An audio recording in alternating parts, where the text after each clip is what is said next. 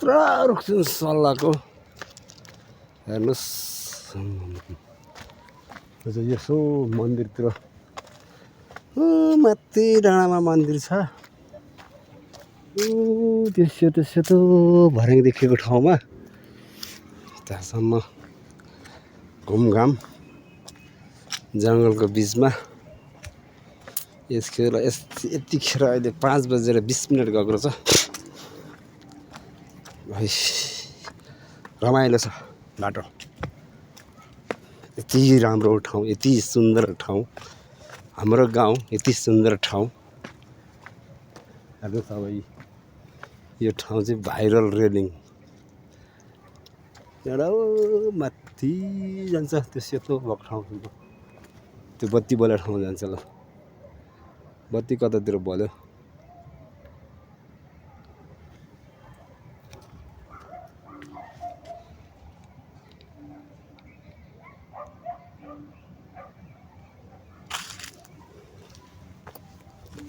अब त यहाँ त चितुवा आउँछ साँझ परेपछि।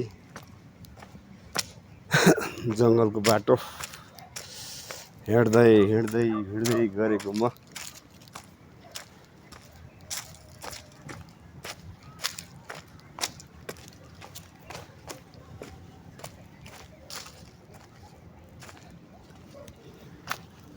तापनि रेलिङ छ असम्म छ। 650 सिँढी छ यो भैरव मन्दिर जाने बाटो। भैरव मन्दिरको भाइरल रेलिङ भनेर नामाकरण गरेका छन्। यति अल्गा रुख छन्।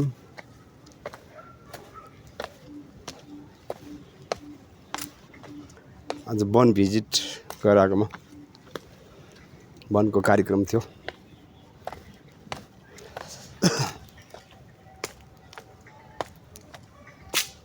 बल्ल गाउँ छिर्यौँ। गाउँ भर्खर त्यहाँतिर देखिँदैछ घरहरू।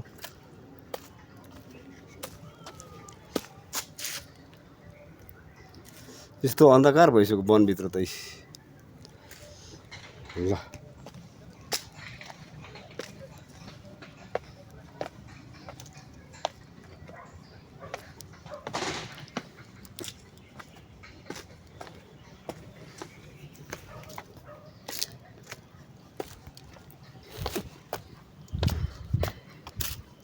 यहाँ लप्सीको रुख रहेछ।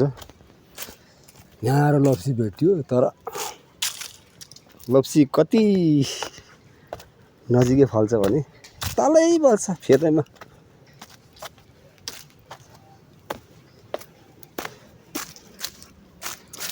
लप्सीको फेद चाहिँ यो हो।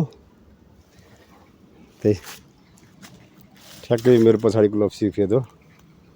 तर लप्सी चाहिँ कहाँ छ भन्ने कुरो त्यो माथि। म यहाँ जुम गर्छु भने जुमै भएन खै।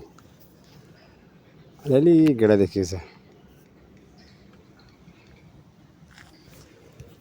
यति होसम्म फल्छ है लप्सी चाहिँ वहाँ माथि।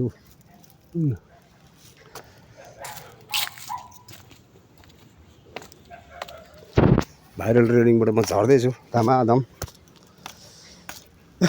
यस्तो छ जङ्गल, हरियाली एकदम। जाडोमा चिसो हुँदैन, गर्मीमा पनि गर्मी हुँदैन। यहाँ हिँड्दाखेरि आनन्द हिँड्न पाइन्छ मजाले।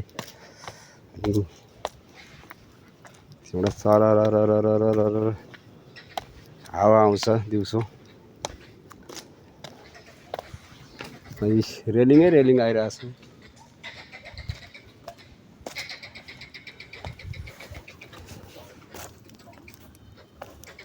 यही चराचुरुङ्गी कराउँदाखेरि छन्। यो तल गेट हो लास्ट रेलिङको चाहिँ। तल छ गेट, धेरै तल। अब यहाँबाट चाहिँ उकालो आउँदाखेरि अथवा ओह्रालो आउँदाखेरि नेचुरल कुवाको पानी छ। यत्रो पानी छ यहाँ। हेर्नुहोस् कुवाभित्र पानी देख्नुभयो।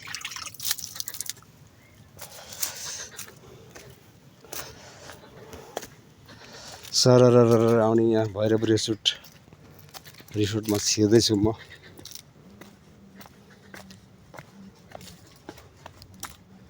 चट्ट भैरव रिसोर्ट आइसकेपछि चट्ट यहाँ घुमघाम यताउति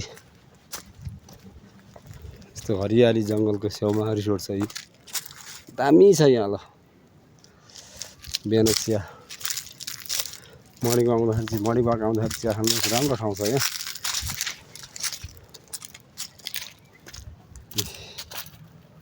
यस्तो बस्ने ठाउँ बनाएको छ यी